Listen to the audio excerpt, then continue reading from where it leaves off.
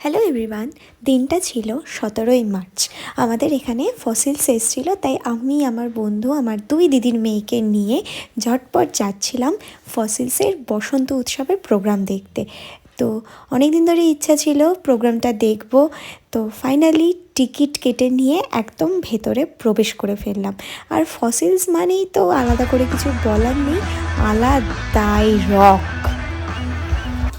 ব্যাস আমিও এখানে একটু আর কি গানের তালের সঙ্গে একটু গলা মেলাচ্ছিলাম। ফসিলসের কথা যত তোমাদেরকে আলাদা করে আর কি বলবো, তোমরা কোন ব্যান্ড শুনতে পছন্দ করো আমাকে অবশ্যই কমেন্ট করে জানাবে, কিন্তু তোমরা যদি ফসিলসের ফ্যান হয়ে থাকো সেটাও কিন্তু জানাবে। আর এখানে প্রোগ্রাম হওয়ার পরে আমরা সবাই মিলে গোল করে বসে ইয়ার্কি আড্ডা মারছিলাম।